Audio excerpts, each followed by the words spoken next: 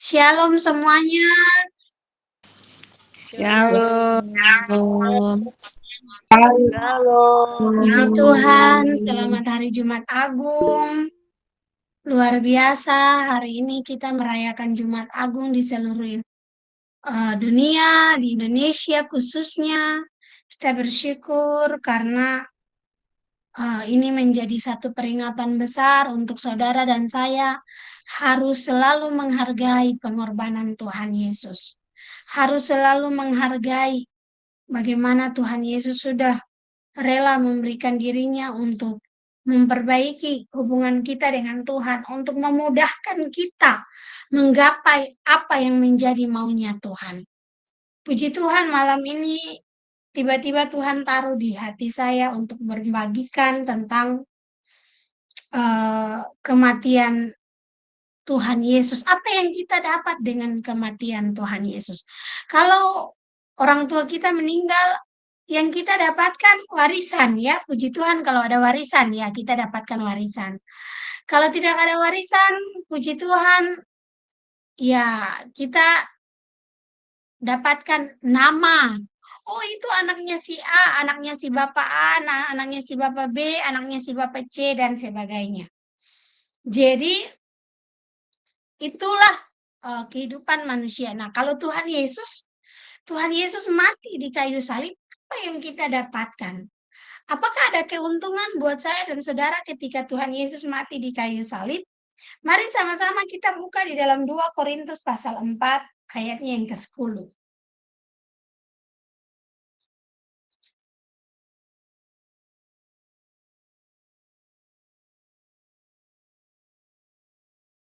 2 Korintus pasalnya yang ke-4 ayatnya yang ke-10. Minta tolong yang sudah dapat boleh baca.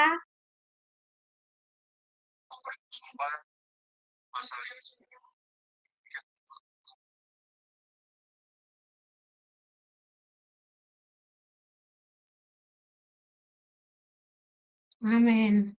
Paulus bilang kami senantiasa membawa kematian Tuhan Yesus di dalam tubuhnya, dalam tubuh pelayan rasul-rasul, supaya kehidupan Yesus juga menjadi nyata di dalam kehidupan Paulus. Wow, rahasia besar yang Tuhan bukakan buat kita malam ini. Tuhan Yesus mati untuk saya dan saudara. Supaya kita tahu dimanapun kita berada, kehidupan Kristus. Kita percaya bahwa buat Tuhan Yesus, karena kita tahu, kita percaya bahwa oh Tuhan Yesus itu pernah datang di dunia, lahir di kandang, melewati hari-hari sebagai manusia, sampai akhirnya dibawa ke padang gurun untuk persiapan perjalanan pelayanan. Dia harus dibawa ke padang gurun lebih dahulu, mengalami kemenangan yang luar biasa di padang gurun. Selama 40 hari baru Tuhan Yesus terjun dalam dunia pelayanan. Waktu di dalam dunia pelayanan, Tuhan Yesus mengerjakan semua pekerjaan pelayanan dengan luar biasa, walaupun waktunya hanya 3 tahun lebih. Tetapi dia bisa menyelesaikan semuanya dengan sempurna. Akhirnya dia melewati masa-masa sulit, yaitu mati. Mati di kayu salib. Mati dengan ketidakbenaran. Mati dengan ketidakadilan. Mati dengan tuduhan yang salah. Mati dengan fitnahan yang salah. Tapi dia tidak mengeluh.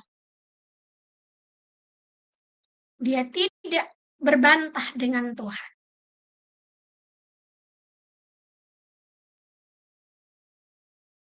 Ada keuntungannya, yaitu apa? Bapak, Ibu, dan saya harus, yang percaya buat Tuhan Yesus, harus menghidupi kehidupan Tuhan Yesus. Kehidupan Tuhan Yesus itu apa? Kehidupan Tuhan Yesus itu ya pertobatan yang pertama. Tuhan Yesus tidak buat dosa, tapi Tuhan Yesus harus baptis. Untuk memulai pelayanannya, Tuhan Yesus menyerahkan diri dibaptis. Sesudah dibaptis, Tuhan Yesus harus pergi ke padang gurun. Jadi Kematian Tuhan Yesus ini harus kita benar-benar ingat, harus benar-benar kita hidupi, supaya kehidupan Tuhan Yesus juga benar-benar terlihat nyata di dalam kita. Kehidupan Tuhan Yesus itu apa? Kehidupan yang pertama adalah kehidupan yang selalu cinta akan komunitas persekutuan yang membangun. Saudara lihat, masih bayi dibawa ke rumah Tuhan. Umur 12 tahun dibawa ke rumah Tuhan. Sampai di rumah Tuhan ada terjadi perbincangan-perbincangan tentang kebenaran. Tuhan Yesus juga ada di sana. Di mana ada persekutuan, Tuhan Yesus juga ada di sana. Sampai gara-gara Tuhan Yesus ada di tengah-tengah mereka, Tuhan Yesus rela berpisah dari papa dan mamanya. Berapa hari mereka mencari dia? Ada yang ingat? Berapa hari Maria dan Yusuf cari Tuhan Yesus?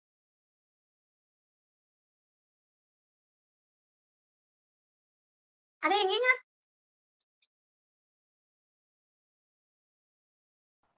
Halo? Ada yang 3 hari dengar? bukan, Kak? Berapa hari? 3 hari. Ya, 3 hari. 3 hari dicari sama Maria dan Yusuf. Jadi saudara, poin pertama ini ingat, Tuhan Yesus mati di kayu salib supaya kita menghidupi kehidupan Tuhan Yesus. Kehidupan Tuhan Yesus itu yang seperti bagaimana? Yang pertama, dia suka akan komunitas yang membangun. Di mana ada persekutuan, di situ dia ada untuk berbicara tentang kebenaran firman Tuhan. Waktu dia berbicara tentang kebenaran firman Tuhan, orang-orang terkagum-kagum. Orang-orang heran, orang-orang bingung. Ini dia belajar firman di mana? Kok dia bisa tahu firman Tuhannya seperti ini? Nanti silakan baca di dalam Lukas pasal 2 ayat 41 sampai 52. Lalu kehidupan Tuhan Yesus yang seperti apa? Kehidupan Tuhan Yesus selain belajar firman, Tuhan Yesus tidak buat dosa, tapi Tuhan Yesus baptis. Saudara tahu baptis itu tujuannya apa? Baptis itu tanda pertobatan, meninggalkan hidup yang lama dan memulai hidup yang baru. Tuhan Yesus baptis. Padahal Tuhan Yesus tidak mau melakukan dosa. Tuhan Yesus tidak berbuat dosa seperti saya dan saudara. Tetapi dia melakukannya sebagai teladan untuk kita. Orang saya yang tidak berdosa saja saya harus kerjakan karena saya datang. Saya sebagai manusia. Berarti saya mengerjakannya. Kehidupan Tuhan Yesus adalah kehidupan yang terus mengalami pertobatan. Dan menyerukan pertobatan. Dia mengalami pertobatan, dia menyerukan pertobatan. Kehidupan Tuhan Yesus sesudah mengalami dan menyerukan pertobatan, apalagi yang Tuhan Yesus lakukan? Melayani. Kehidupan yang melayani. Di dalam 2 Korintus 4 ayat 10, Paulus tadi katakan bahwa kami bawa kematian Yesus, supaya kehidupan Yesus juga harus ada dalam hidup kami. Saudara, saya terkagum-kagum dengan pekerjaan Tuhan. Saya bilang sama Tuhan, Tuhan Yesus rela mati buat kami. Dan Tuhan Yesus begitu sabar, sampai detik ini begitu sabar untuk menunggu kami berbalik kepada Tuhan.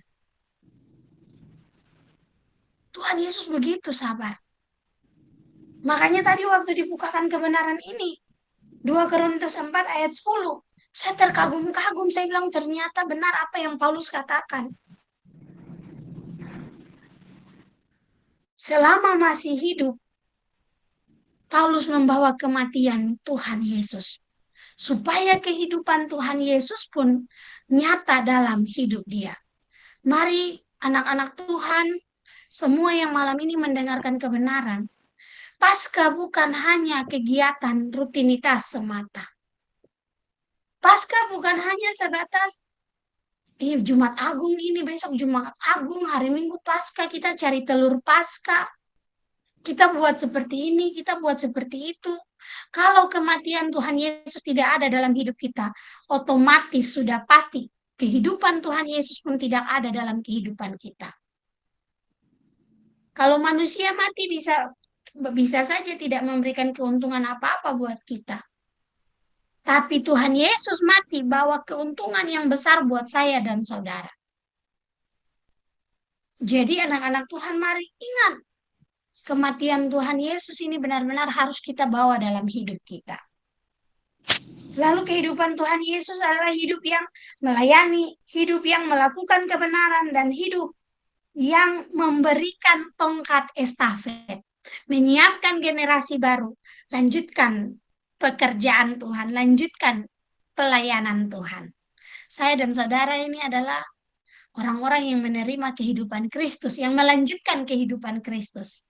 Amin. Kalau kita tidak melanjutkan kehidupan Kristus, berarti kita tidak bisa membawa kematian Kristus. Sekali lagi di dalam 2 Korintus 4 ayat 10.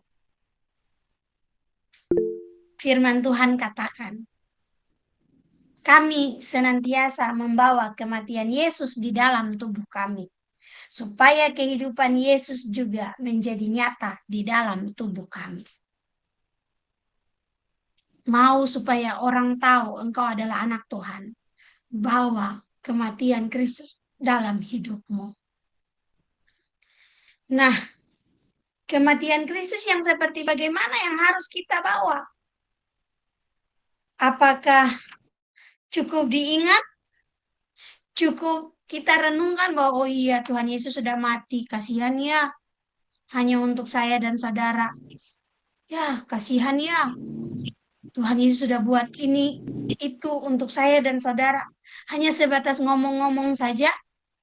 Saudara, kematian Tuhan Yesus yang harus kita bawa. Mari kita baca di dalam Matius pasal 6 ayatnya yang kelima. Sebab jika kita telah menjadi satu dengan apa yang sama dengan kematiannya, kita juga akan menjadi satu dengan apa yang sama dengan kebangkitannya. Ayat 6, karena kita tahu bahwa manusia lama kita telah turut disalibkan supaya tubuh dosa kita hilang kuasanya, agar jangan kita menghambakan diri lagi kepada dosa. Tuhan Yesus sudah mati di kayu salib dan kita harus menghidupi kematiannya dengan cara jangan jadi hamba dosa lagi. Hamba dosa itu seperti bagaimana? Suka bamaki itu hamba dosa. Sedikit-sedikit tuang ngalah kutuk itu hamba dosa. Ini kebiasaan-kebiasaan kita di Maluku. Tuang ngalah kutuk dia lebih baik. Ini hamba dosa, ini bukan hamba Tuhan. Jadi kalau hari ini engkau ada di rumah Tuhan dan engkau tidak mengalami pertobatan, berarti kematian Kristus hanya menjadi cemohanmu saja. Firman Tuhan katakan apa? Kalau kita terus melakukan dosa, kita menjadi hamba dosa. Ketika kita tahu kebenaran, berarti kita menyalibkan Tuhan Yesus berapa kali? 2 kali. 2 kali. Kita lihat ayatnya. Ada yang ingat ayatnya? Boleh bagi sama saya?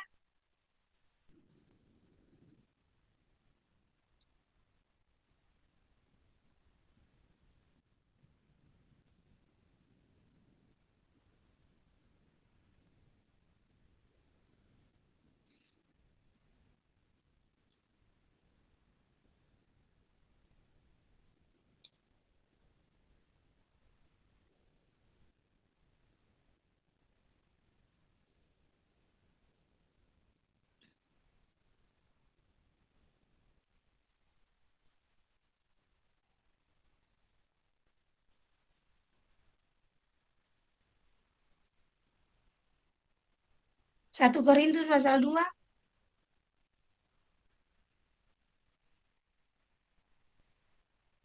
Minta tolong satu orang baca 1 Korintus pasal 2 ayat 8. Apakah di situ ayatnya? Demikian firman Tuhan, tidak ada dari penguasa dunia ini yang mengenalnya. Sebab kalau sekiranya mereka mengenalnya, mereka tidak menyalibkan Tuhan yang mulia. Amin. Ya, tidak ada dari penguasa dunia ini yang mengenal Tuhan. Karena kalau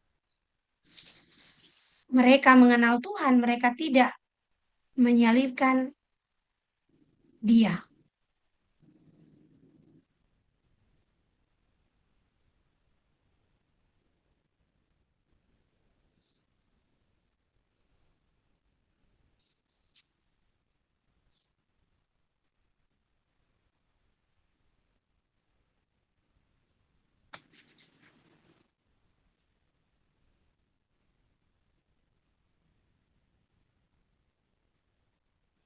Nanti setelah ini saya pasti dapat ayatnya.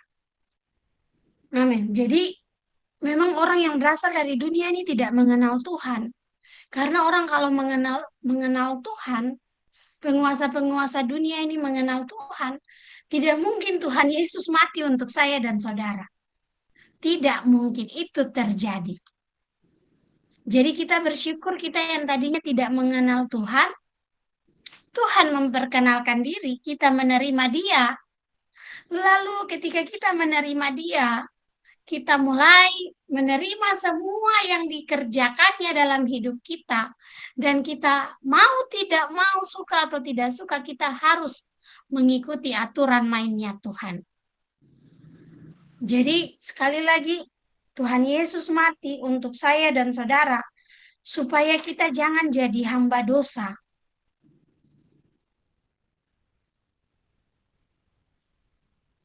Kita jangan menjadi hamba dosa. Roma pasal 6 ayat 5 katakan, sebab jika kita telah menjadi satu dengan apa yang sama dengan kematiannya. Kalau yang tadi 2 Korintus pasal 4 ayat 10 katakan kita harus membawa kematian Kristus. Berarti kalau kita menjadi satu dengan kematian Kristus, dimanapun kita berada, berarti kita juga akan menjadi satu dengan kebangkitannya. Nah, kalau kita benar-benar sudah menjadi satu dengan kematian Kristus, berarti jangan lagi menjadi hamba dosa, harus menjadi hamba kebenaran. Karena Tuhan Yesus mati di kayu salib untuk membebaskan saya dan saudara dari dosa. Dosa tadinya ikat kita, dosa tadinya membelenggu kita. Tuhan Yesus datang, Tuhan Yesus ambil alih, lepaskan belenggu-belenggu itu. Waktu Tuhan Yesus lepaskan belenggu-belenggu, ikatan-ikatan dosa itu, akhirnya Tuhan Yesus yang terikat. Akhirnya Tuhan Yesus yang terbelenggu. Tujuannya apa? Saya dan saudara bebas. Sesudah Tuhan Yesus terikat, sesudah Tuhan Yesus terbelenggu, Tuhan Yesus menyatakan kemenangan yang luar biasa. Saya dan saudara alami kemenangan yang dahsyat. Buktinya di mana kita mengalami kemenangan? Boleh baca lanjut di Roma pasal 6 ayat 10.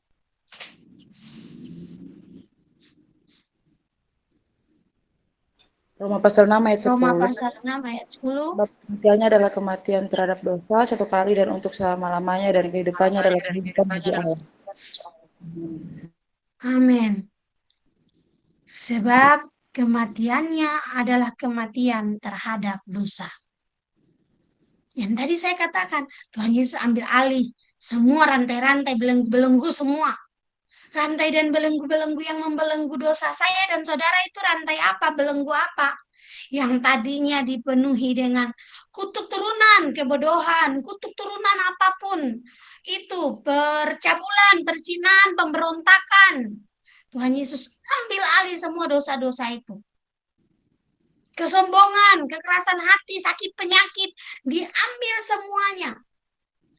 Dikatakan apa? Satu kali untuk selama-lamanya.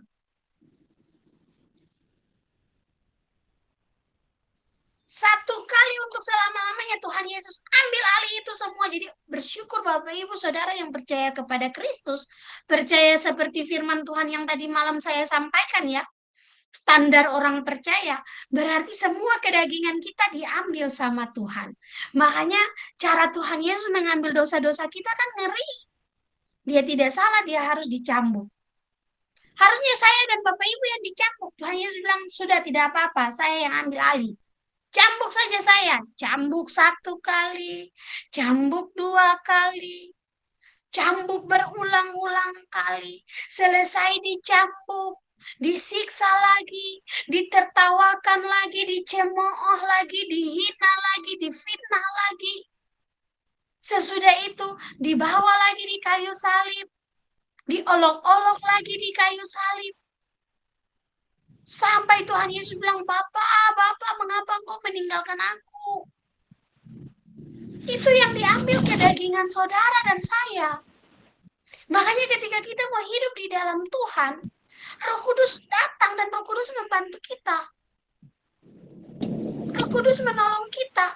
Saya jadi mengerti mengapa beberapa minggu lalu Tuhan bilang, kalau tidak salah 2 atau 3 minggu lalu, di atas motor Tuhan bilang buat saya begini, anakku Nali, waktu masa Musa, kehidupan waktu masa Musa, masa bangsa Israel, aku Allah ada di tengah-tengah mereka.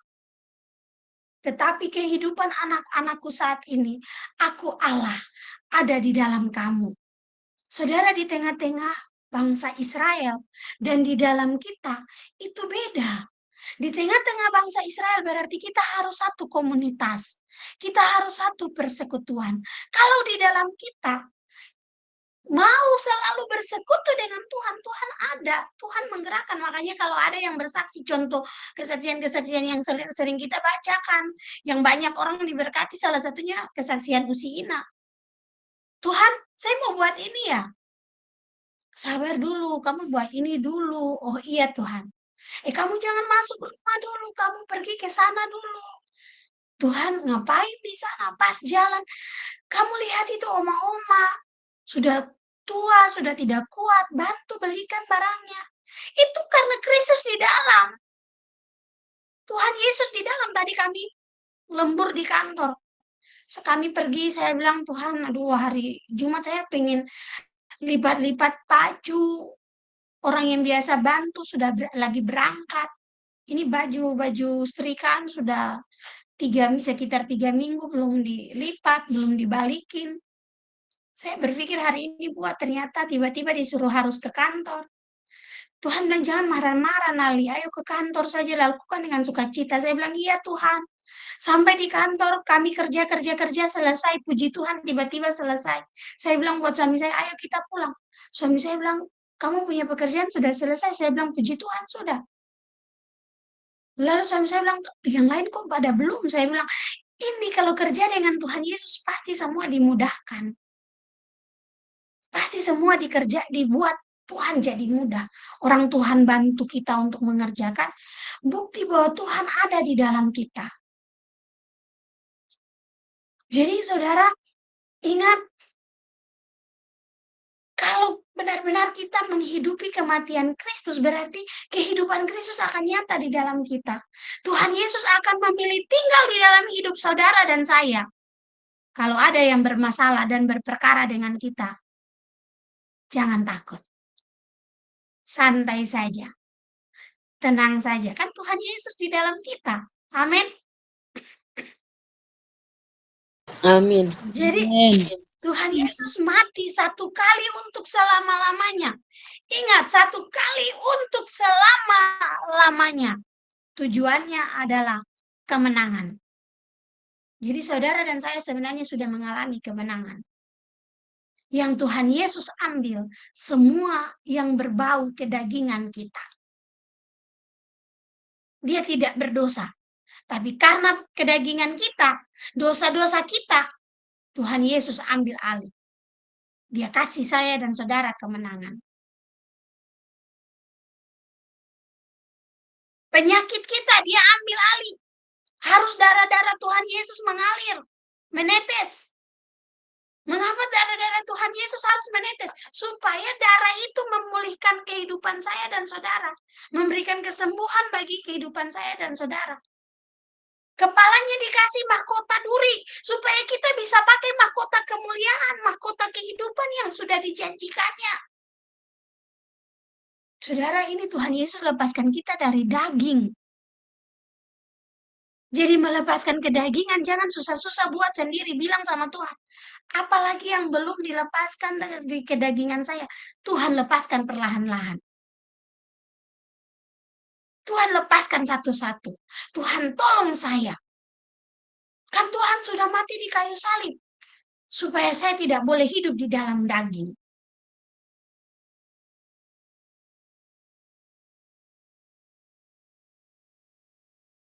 Jadi puji Tuhan Bapak Ibu.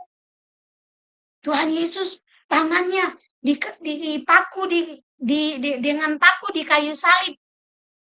Sakit, teriak-teriak supaya tangan saya dan saudara meletakkan tangan atas orang sakit sembuh. Kakinya ditusuk ditikam dengan paku di kayu salib supaya kaki kita bisa berjalan dalam rencana-rencana Tuhan. Lambungnya ditusuk dengan tombak, air keluar. Supaya kehidupan saya dan saudara terus mengalami pembaharuan hidup. Semua dia tanggung, bayar, lunas di kayu salib. Wow, keren. Sangat keren. Jadi ingat, kematian Tuhan Yesus sudah mengalahkan dosa. Jadi kalau kita masih jadi hamba dosa, berarti itu pilihan kita. Kalau kita menjadi hamba Tuhan Yesus kalahkan segala dosa-dosa yang mengikat kita. Saya percaya malam ini akan terjadi kelepasan yang luar biasa. Selanjutnya, di dalam kematian Kristus, apa yang akan kita alami? Kita lihat di Ibrani pasal 2.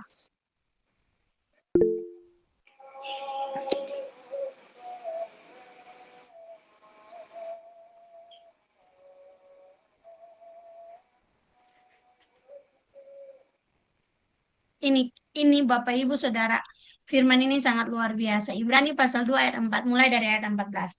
Karena anak-anak itu adalah anak-anak dari darah dan daging, maka ia juga menjadi sama dengan mereka dan mendapat bagian dalam keadaan mereka, supaya oleh kematiannya ia memusnahkan dia, yaitu iblis yang berkuasa atas maut. Saudara, anak-anak itu anak-anak siapa? Anak-anak itu adalah anak-anak Abraham.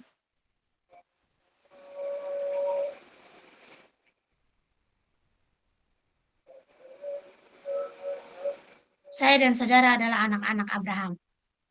Bapak Abraham mempunyai banyak sekali anak-anak, aku anaknya dan kau juga.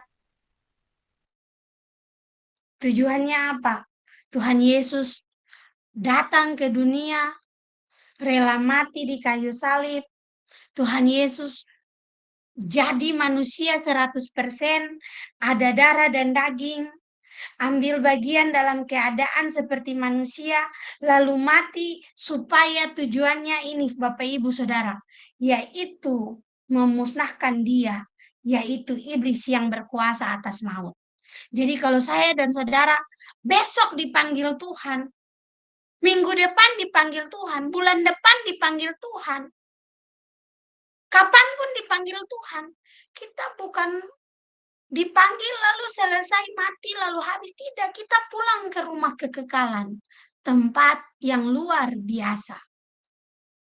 Tapi kalau Bapak Ibu dan saya masih hidup dalam kedagingan, sebentar malam dipanggil Tuhan, besok dipanggil Tuhan, jangan mimpi pulang di rumah kekekalan.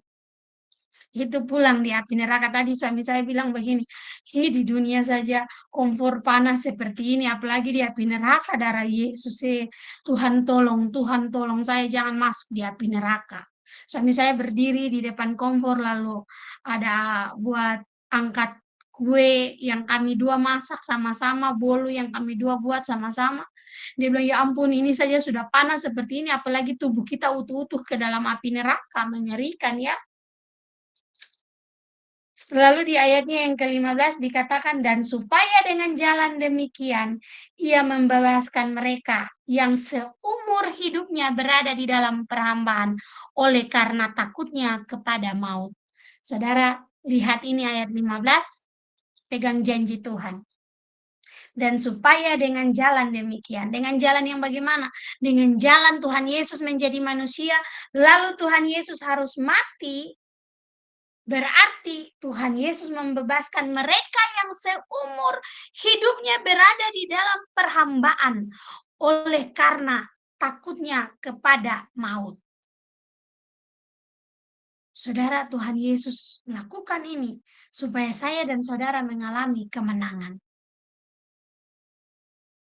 Jadi kalau ada yang bilang seumur hidup saya menjadi hamba dosa, seumur hidup saya tidak mau menjadi hamba Tuhan Yesus, betapa bodohnya. Karena Tuhan Yesus berikan ini gratis buat saya dan saudara. Tinggal kita mau mengerjakannya atau tidak, mau menerimanya atau tidak. Kalau kita mau menerima, Tuhan pasti mampukan kita untuk mengerjakannya.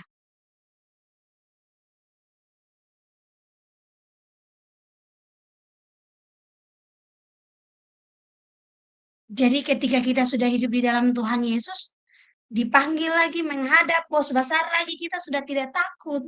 Kita sudah bilang, siap bos, jalan.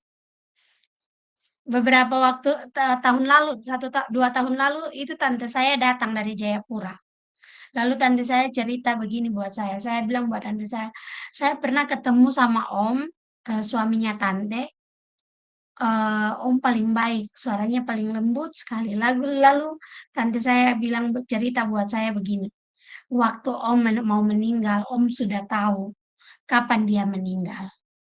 Lalu waktu Tuhan bilang dia sudah meninggal, dia berdoa dan dia bilang sama Tuhan begini, Tuhan kasih saya kesempatan 2 tahun lagi. 2 tahun lagi saya lihat anak saya ini selesai kuliah. Waktu Tuhan panggil saya sudah siap. Puji Tuhan, 2 tahun lagi sepupu saya selesai kuliah. Waktu sepupu saya selesai kuliah, lalu Tuhan mau panggil om saya bilang, baik Tuhan, tunggu istri saya Tuhan. Lalu diteleponlah tante saya. Pulang sudah, pulang sekarang karena lagi perlu. Bapak om mau ngomong sama tante saya. Tante saya karena waktu itu lagi kegiatan PKK. Tante saya bilang buat om saya begini, Bapak kok mau perlu apa tadi saya dari rumah kok tidak ngomong sekali, saya sudah sampai di Sentani baru kau suruh saya kembali ke Jayapura lagi bagaimana? Ini ngomong bahasa Jayapura, Bapak Ibu. Lalu om saya bilang sekarang pulang sudah. Sekarang pulang naik mobil lalu pulang. Tante saya berbantah dengan suaminya, akhirnya singkat cerita om saya bilang sama Tuhan begini, Tuhan, kalau memang istri saya tidak bisa ketemu sama saya di nafas terakhir saya, kalau begitu berikan kesempatan untuk anak saya yang pertama. Lalu Tuhan ngomong sama om saya, ya sudah telepon anakmu. Diteleponlah anaknya, pulang sekarang. Datang sekarang ke rumah dulu, Papa lagi perlu. Puji Tuhan, pas anaknya sampai di depan pintu rumah, om saya langsung jatuh. Lalu om saya langsung jatuh, langsung diangkat. Lalu om saya bilang sama anaknya, tidak usah dibawa lagi ke rumah sakit. Tapi karena anaknya panik, anaknya mulai nangis, teriak besar-besaran. Anaknya langsung panggil suaminya, panggil semua tetangga-tetangga, dibawa ke rumah sakit. Dalam perjalanan om saya bilang sama anaknya, tidak usah lagi dibawa ke rumah sakit. Doa sudah, doakan Papa, lalu kita di sini saja lalu kita doakan Papa. Ini anaknya ngamuk-ngamuk sama bapaknya dalam keadaan sakit. Apa yang terjadi? Puji Tuhan sampai di rumah sakit pas mobil ambulans kasih turun tempat tidur itu, langsung om saya menghembuskan nafas terakhir. Lalu diceritakanlah, tante saya cerita sama saya, lalu saya langsung diam. 2 hari kemudian setelah saya mendengar cerita itu, saya membaca kisah Harun. Saudara tahu kisah Harun waktu mau mati? Tuhan bilang naik ke gunung karena engkau mau meninggal. Dia bilang, oke Tuhan, dia naik ke gunung. Dia pergi ke gunung dan puji Tuhan, dia meninggal di gunung seperti yang Tuhan bilang. Saya bilang sama Tuhan, Tuhan, kalau om saya bisa Harun bisa. Saya juga mau. Waktu kalau Tuhan panggil saya seperti ini, Tuhan bilang sama saya, Nali gak mandi, berganti, siap semua. Saya tidur, saya mau tidur dan saya hanya pujian penyembahan. Sampai Tuhan bilang, oke, kita pulang. Kita pulang. Jadi saudara, orang yang hidup di dalam Kristus dia tidak takut lagi kematian. Karena dia tahu maut sudah dikalahkan. Hidup kekal ada di dalam jaminan yang luar biasa. Kolose pasal 1 ayat 21 dan 22. Tuhan Yesus mati untuk saya dan saudara supaya kita mengalami pemulihan hubungan dengan Tuhan. Saudara kalau baca di Imamat bagaimana cara orang pilihan beribadah. Kalau baca di Imamat bagaimana cara orang pilihan beribadah. Sangat ribet Bapak Ibu, sangat ribet. Bagaimana dengan saya yang tidak suka piara binatang? Lihat binatang itu jijik, geli, tidak suka.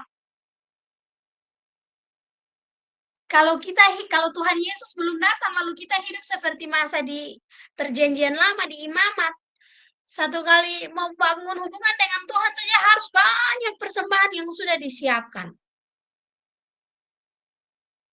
Sampai akhirnya mau ngomong sama Tuhan saja harus ada perantara, imam,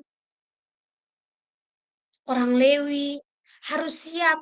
Mereka yang bisa ngomong sama Tuhan, kita tidak bisa. Tuhan Yesus datang memberikan kemudahan, memperbaiki hubungan ini.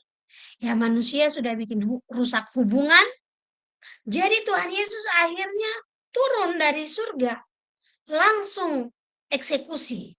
Supaya hubungan kita baik-baik saja, ya sudah, saya ambil alih. Tuhan ambil alih. Ingat, yang berinisiatif itu Tuhan, bukan kita. Yang berinisiatif untuk datang memperbaiki hubungan adalah Tuhan. Modalnya apa? Kasih. Modal Tuhan Yesus adalah kasih. Makanya firman Tuhan tadi dikatakan di Kolose pasal 1 ayat 22. Sekarang diperdamaikannya di dalam tubuh jasmani Kristus oleh kematiannya. Kita yang dulunya suka marah-marah, suka memaki, suka melakukan hal-hal yang melukai hati Tuhan saat terima Tuhan Yesus sebagai Tuhan dan Juru Selamat, saat percaya buat Dia, saat sungguh-sungguh di dalam Dia, saat termulai hidup baru. Tuhan bilang, oke, hubungan kita aman.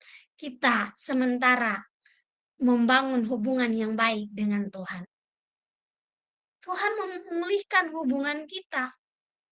Lalu untuk menempatkan kamu kudus dan tak bercela dan tak bercacat di hadapannya. Tujuannya cuma satu, supaya kudus. Makanya waktu Tuhan Yesus datang, Tuhan Yesus sampaikan kebenaran buat banyak orang, Tuhan Yesus berdoa untuk murid-murid, Tuhan Yesus juga berdoa untuk saya dan saudara. Ya Bapa, kuduskanlah mereka dalam kebenaran, firman-Mu adalah kebenaran. Aku berdoa bukan untuk mereka ini saja, tapi juga orang-orang yang nanti percaya. Orang-orang yang nanti terima kebenaran dari mulut mereka dan percaya pemberitaan mereka. Aku juga berdoa buat mereka. Jadi saudara dan saya sudah didoakan sama Tuhan Yesus. Waktu Tuhan Yesus datang ke dunia. Saya waktu baca di Yohanes pasal 17 tentang kisah doa Tuhan Yesus, saya terkagum-kagum sama Tuhan. Saya bilang, Tuhan Yesus makasih ya. Walaupun kita belum ketemu dulu, sekarang kita sudah ketemu. Bahkan saya belum, mungkin papa dan mama saya pun belum berpikir akan bertemu dan menikah. Tuhan Yesus sudah tahu bahwa Nali akan ada di tahun-tahun ini. Jadi saya harus doakan dia dari sekarang. Makanya betapa beruntungnya kita jadi orang Kristen. Allah kita ini bukan Allah yang abu-abu. Bukan Allah yang tidak bisa dilihat. Bukan Allah yang tidak bisa dirasakan. Bukan Allah yang tidak bisa kita tidak tahu di mana arahnya. Lalu kita bisa menerka-nerka Allah itu seperti ini, seperti itu. Tidak. Benar-benar saya dan saudara mengalami Allah yang hidup itu yang seperti bagaimana. Dia menyatakan diri untuk saya dan saudara. Yang penting cari Tuhan. Yang penting cari Tuhan.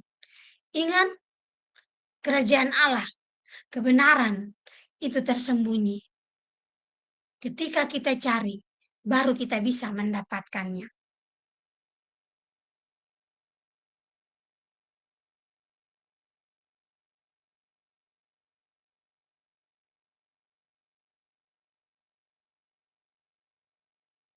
Jadi mari Bapak Ibu bersyukur buat Tuhan. Tuhan Yesus datang memulihkan hubungan kita dengan Tuhan. Setiap hari. Dia mengasihi saya dan saudara. Dia begitu mencintai saya dan saudara. Makanya dia rela berkorban sebanyak-banyaknya untuk saya dan saudara. Lihat di dalam Yohanes 17 ayat 20. Dan bukan untuk mereka ini saja aku berdoa. Mereka ini adalah murid-muridnya. Tetapi juga untuk orang-orang yang percaya kepadaku oleh pemberitaan mereka. Lihat, orang-orang yang percaya kepada Tuhan Yesus karena pemberitaan murid-murid siapa? Saya dan saudara. Kita ada sekitar 25, sisa 25 akun Google Meet yang dengarkan kebenaran ini. Dari balik kamera masing-masing ada 1 orang yang dengar, ada 2 orang yang dengar, ada 3 orang yang dengar. Dengarkan baik-baik, saya dan saudara sudah didoakan oleh Tuhan Yesus. Waktu Tuhan Yesus datang ke dunia. Tuhan Yesus doa supaya apa? Supaya mereka semua menjadi satu. Sama seperti Engkau ya Bapa di dalam aku dan aku di dalam Engkau. Agar mereka juga di dalam kita. Supaya dunia percaya bahwa Engkaulah yang telah mengutus aku. Wow, keren. Tuhan Yesus doa supaya kita ingat, kita selalu percaya bahwa Tuhan Yesus ada di dalam kita. Berarti tidak salah dong apa yang Tuhan ngomong sama saya 3 minggu lalu. Waktu masa Musa aku berada di tengah-tengah bangsa Israel. Zaman sekarang anakku Nali aku ada di dalam kamu. Ternyata benar ada di dalam firman Tuhan ini. Yohanes pasal 17 ayat 21. Bisa nyalakan kamera dan kita berikan tepuk tangan untuk Tuhan Yesus yang luar biasa ini.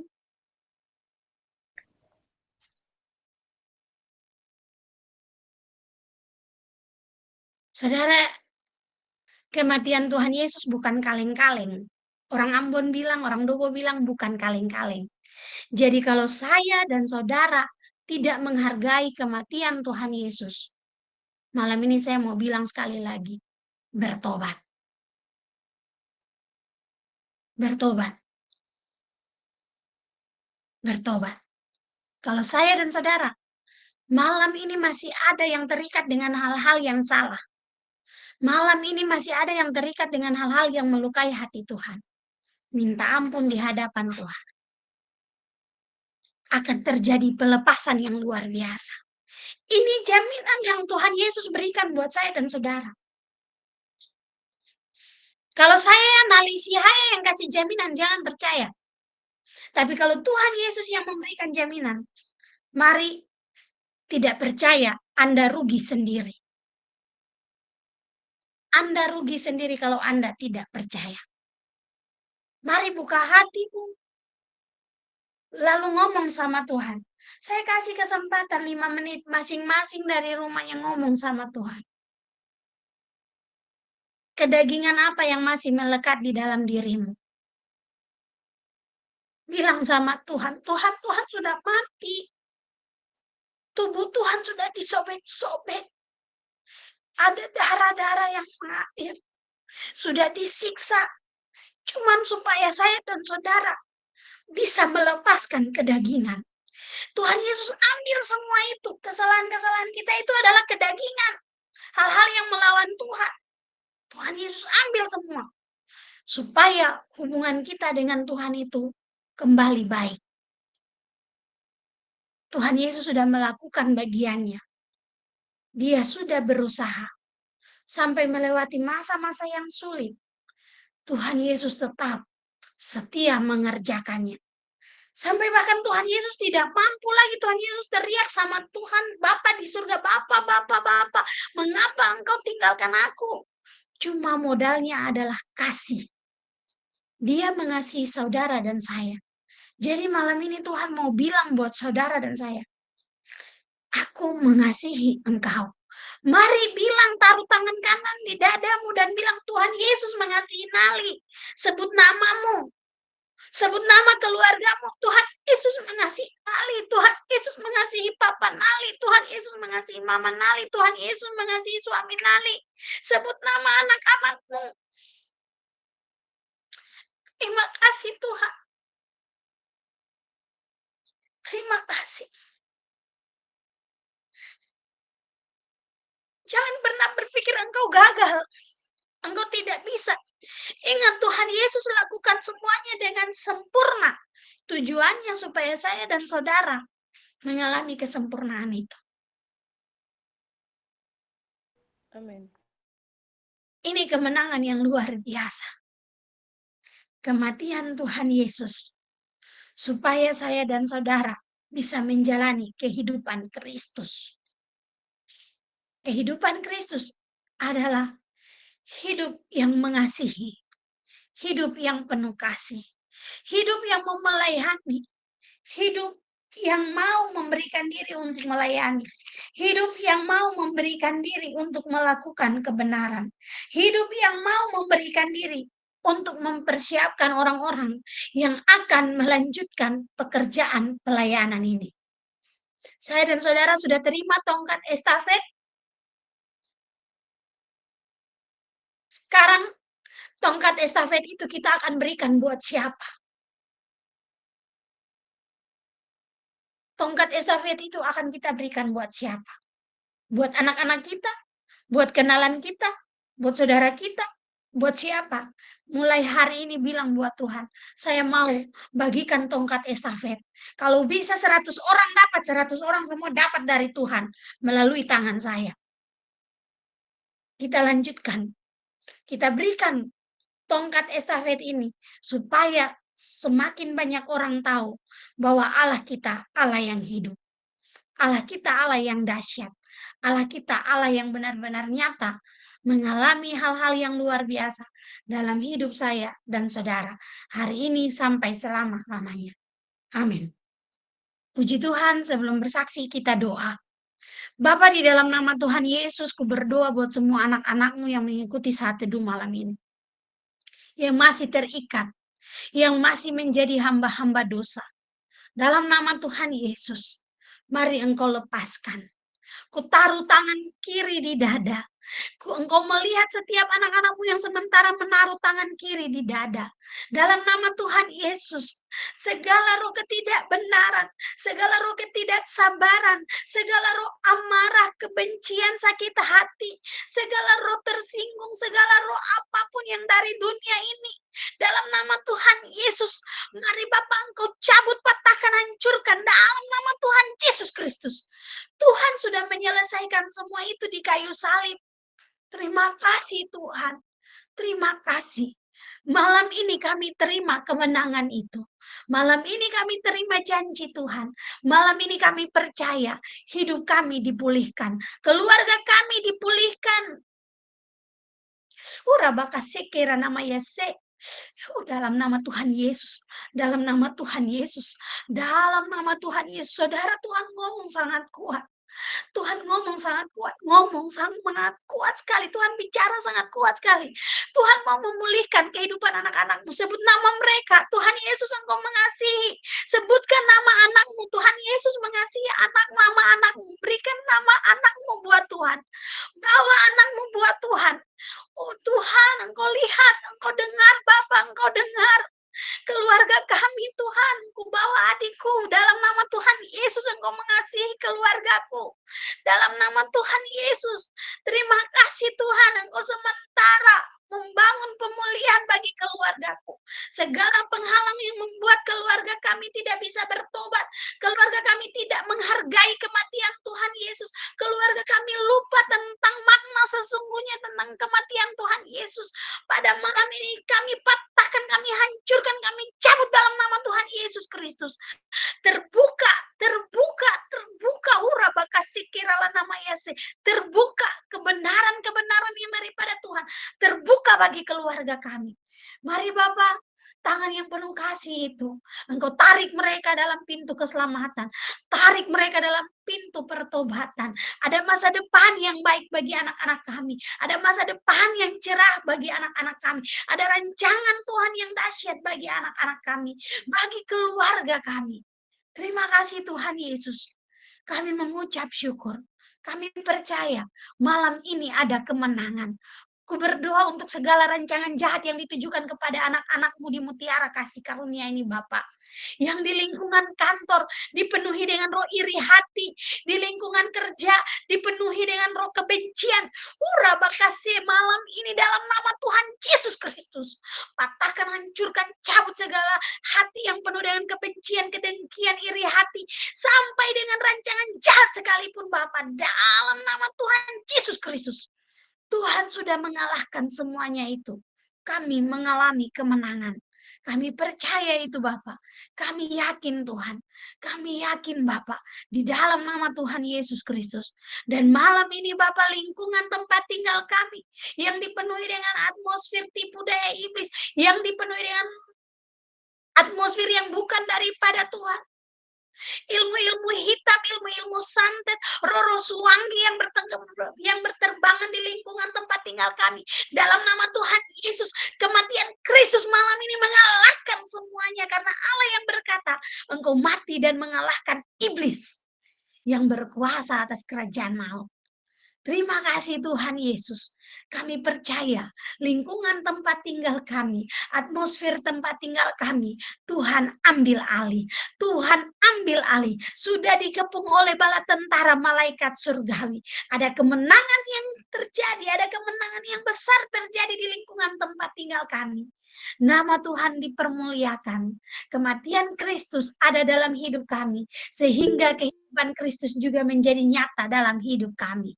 Terima kasih Tuhan Yesus. Kami mengucap syukur. Kami mengucap syukur. Kami terima kemenangan yang dari Tuhan malam ini. Kami terima pemulihan yang daripada Tuhan malam ini. Kami terima kesembuhan yang dari Tuhan malam ini. Dan kami terima mujizat Tuhan. Mujizat yang daripada Tuhan Yesus malam ini terjadi dalam hidup kami semua. Satu persatu Tuhan lawat. Satu persatu Tuhan kerjakan. Satu persatu Tuhan lakukan. Dan ini menjadi kesaksian bagi kami. Bekal bagi kami untuk terus mewartakan kabar baik dimanapun kami berada. Terima kasih Tuhan Yesus. Kami terima. Kami terima. Kami terima. Kami terima kemenangan ini. Di dalam nama Tuhan Yesus Kristus. Haleluya. Amin.